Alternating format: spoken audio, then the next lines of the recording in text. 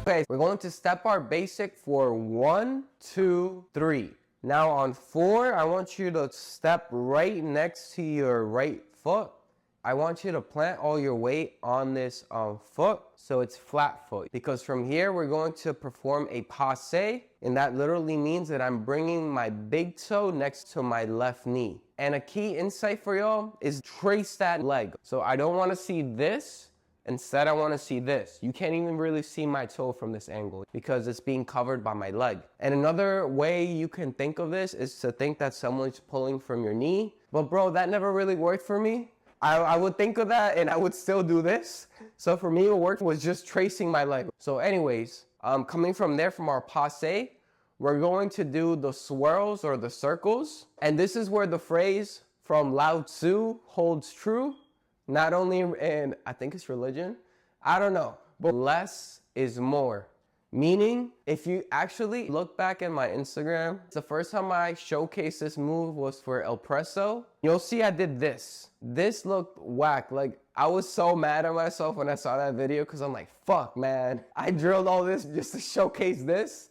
At school, they always taught me more is better. From recording myself, fuck no.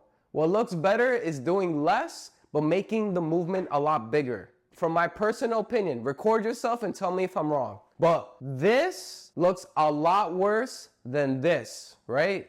The key insight is don't exaggerate a movement by doing a bunch of repetitions. Exaggerate the movement by doing less repetitions, but a bigger movement of the repetition, yeah? That's a lot clearer. So anyways, we're here on 4. We raise the leg for that passe on 5. Then we're gonna perform 2 swirls. And another insight is for each swirl, it's gonna do a whole rotation per count. I want you to think that it reaches each side of the circle and a syncopation. So we're here 5, we're gonna start on 6. So it's towards the left side of the circle on 6, rotate around, it's towards the right on and, so 6 and then we return back to the left side on 7. Continue the rotation, 7 and, then we're back here. Now on that last circle, so we're here 5, 6, and 7 and, instead of going back here for 8, on 8, I want you to bring it in the back of your leg, yeah? So let me face this way. So we're here 6 and 7 and 8. It's right behind my leg, and this, my shin, is ideally either on my knee or it's a little above it, yeah? So this is 8, and then on 8, what I like to do is, I like to raise on my tippy toe for that flare out. So this is 1. This flare is 1, and let me step to the side. Once I flare out, I raise on my tippy toe, because what I'm gonna do is, I'm gonna really exaggerate that rise and level, and then I'm really gonna exaggerate this drop by hopping. So this is 1 and 2. And after I hop and I land, let me be very clear on this. I still kind of land on my tippy toe, but I'm really controlling the step from the tippy toe down to the heel and sinking into the knee. Okay, so it's not 1, right? That looks horrible. Instead, it's 1 and 2.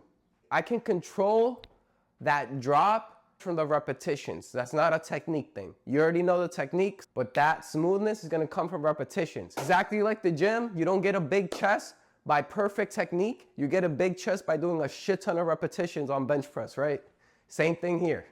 1 and 2. Now on that 2, my tip or insight for the technique on the chuck back is that I want you to glue your knees together. So your left knee is in front of your right knee, so you can't really see my right knee because it's covered by the left. And that forces you, when you twist that right hip, I'm not really thinking of twisting my leg, I'm thinking more of twisting my right hip out towards the right. And by having this left knee here as a barrier, it forces my leg to really twist out and show this chuck. So this is 2, then I step back on 3, and while I'm stepping back on 3, I'm raising back, I'm straightening that left knee up so I could change back my level and go back to my basic step, yeah? So that's it for the basic tornado. Now to come from a spin, the only thing that's going to change, that 1, 2, 3 is the spin. Meaning, for the spin, we're going to spin towards the right, so it's practically a right turn, you could think of it. But the way I like to style it is an axle turn. So we're here on 7 from the basic, just finishing that basic. Then I'm going to pick and hook or cross, whatever you prefer to call it, my right foot next to my left. Ideally, if you notice, I don't have a gap between my thighs. I'm closing the gap between them, okay? So this is 1. And then I'm going to step to the side. I'm not stepping out here. That's way too wide. I'm literally just stepping underneath my shoulder or by my waist. 1, 2, and then that's gonna allow me to really transfer my weight, stick out my hip, and then generate momentum. By sinking into my hip, if you notice, I'm twisting my hip and that's causing my torso to rotate towards the left. So when I unwind it while I'm stepping into my 3, I can really get momentum.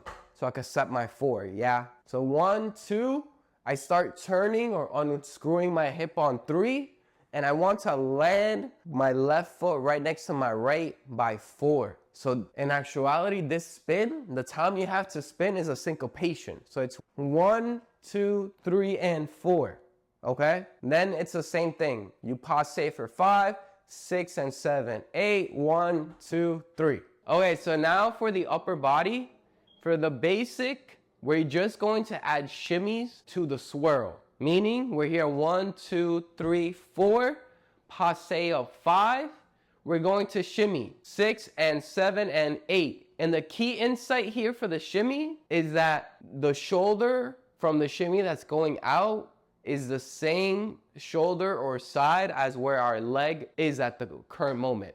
So another way to think of it, on your syncopations, your leg is on the right side. On the full count, it's towards the left, okay? So our left shoulder is going to be stuck out twice and our right shoulder is going to stick out twice. So this is 6 and 7 and 8, okay?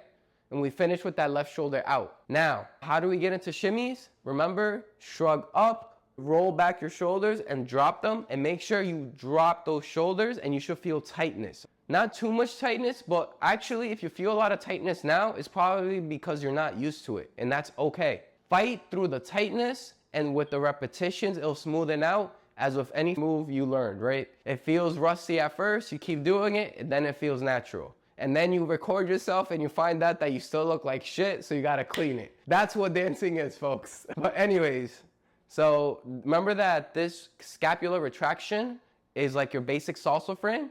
So when we're doing those shimmies, keep those elbows in, yeah? So don't flare them out, keep them in, and really just think about the shoulder moving. Just keeping your arms like neutral. So kind of like if you look at me from an angle, I'm forming a perpendicular line with my arm. So yeah, that's the shimmy. And the other accent we're gonna add is on 8.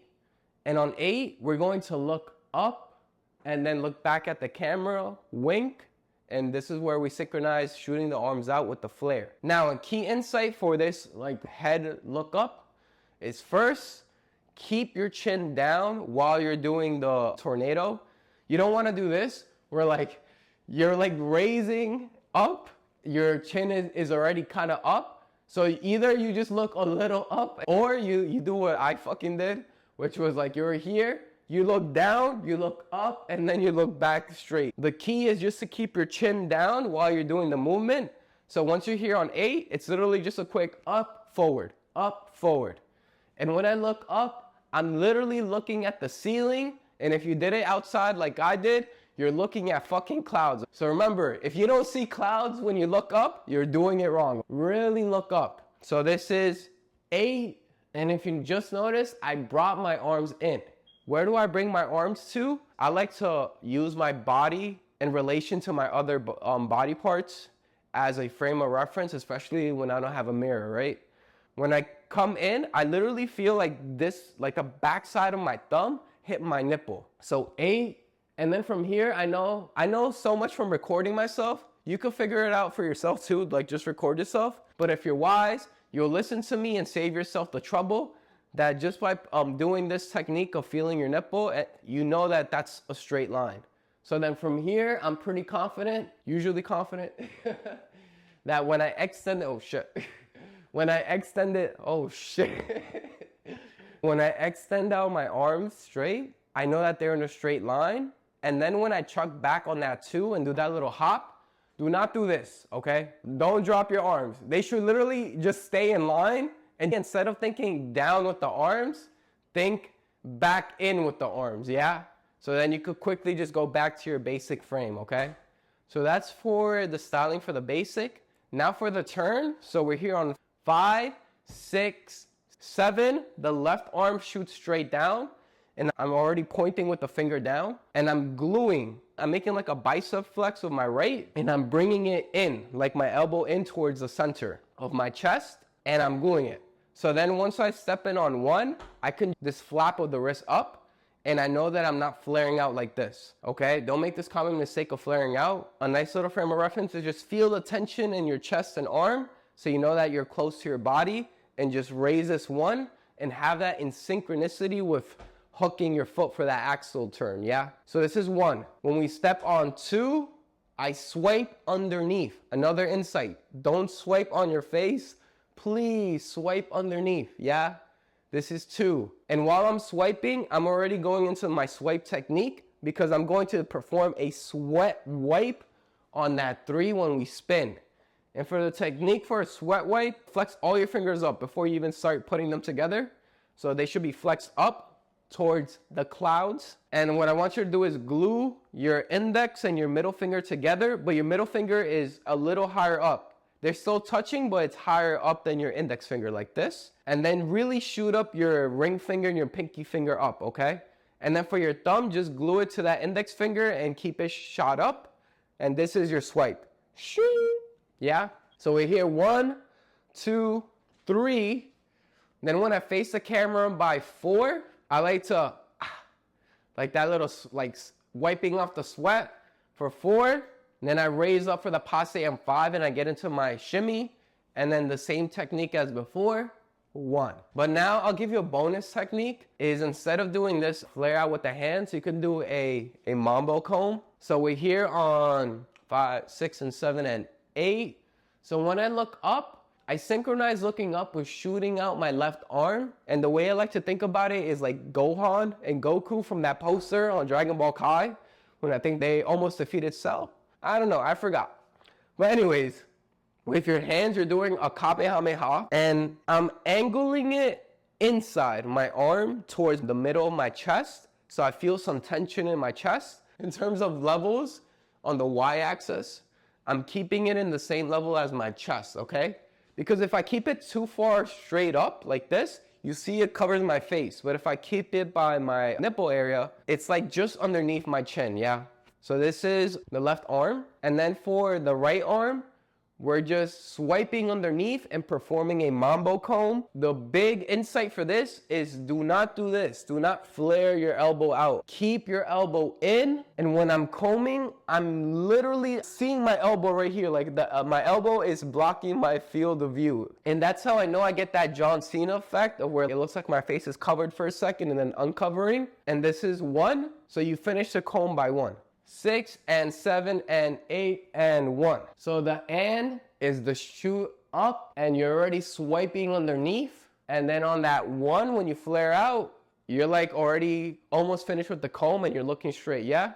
So 8 and 1, 2, 3. And if you notice, I clapped on that chuck back and my hands are already in my basic frame. And yeah, that's it. 5, 6, 7, 1, 2, 3, styled spin. 1, 2, 3, 4, 5, 6, and 7, 8, and 1, 2, 3, 5, 6, 7, styled basic. 5, 6, and 7, 8, and 1, 2, 3, 5, 6, 7, normal spin. 5, 6, 7, 8, and 1, 2. Now from a basic, 1, 2, 3, 4, 5, 6, and 7, 8, and 1, 2, 3. And thank you for watching. Remember to check out that first link in the description below if you want to learn faster, and that the mirror is a liar, so record yourself, yeah? Later.